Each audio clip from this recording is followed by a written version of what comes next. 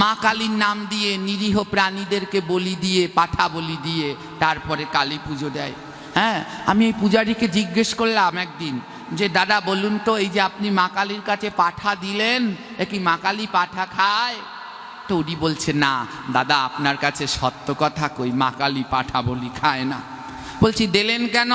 বললো ওই যে মা কালীর দুই পাশে দুইটা আছে না, পেতা আর পেতনি, ওরা খায়। তো ওরা খায়, বেশ।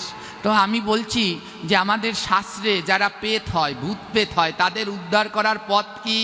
তখন ঠাকুরমশাই বলছে গোবিন্দের প্রসাদ। বলছে গোবিন্দের প্রসাদ দিলেই তো ভূত পেত উদ্ধার হয়ে যায়। তো আমি তাকে বললাম, ঠাকুরমশাই তাহলে আমায় একটা কথা বলুন, ওই কালীর পাশে পেতার পেতনিরে আর কয়দিন বানাইয়ে রাখবেন? পেতা পেতনি ওদেরকে পাঠা বলি না দিয়ে যদি গোবিন্দের ভোগের প্রসাদ দিতেন, ও পেতা পেতনি উদ্ধার হয়ে ভগবানের ধামে চলে যেত।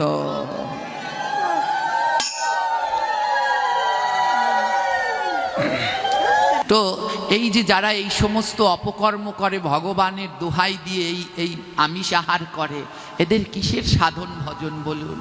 আবার আপনারা কি করেন? তাদেরকেই ডেকে নিয়ে আসেন বৈষ্ণব জ্ঞানে। এরা বৈষ্ণব নামধারী, এক একটা, হ্যাঁ কি বলবো, কোন ভাষা বলবো সে আমি জানি না।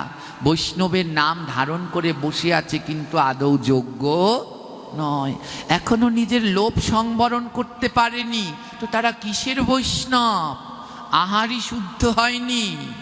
হ্যাঁ, ভগবান গীতার ভিতরে দেখবেন কটা জিনিস খেতে বলেছে, ওই চারটা। পত্রম পুষ্পম ফলম তয়ম। পত্র মানে পাতা, ফল মানে ফল, তয়ম মানে জল।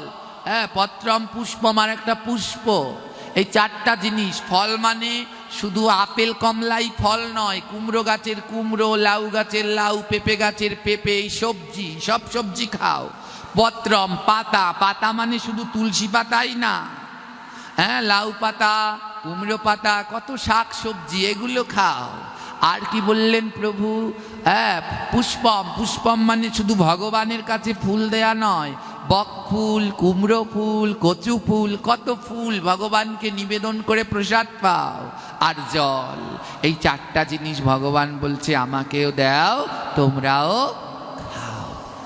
কিন্তু এই যে তারা এই ধরনের অকার্য কুকার্য করছে, মহা অপরাধ।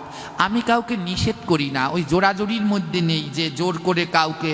আর যা হোক, ধর্ম জোর করে হয় না, হয় জগতে চারটা জিনিস জোর করে করা যায় না। এক নাম্বার হলো ঘুম। জোর করে ঘুম পড়তে পারবেন?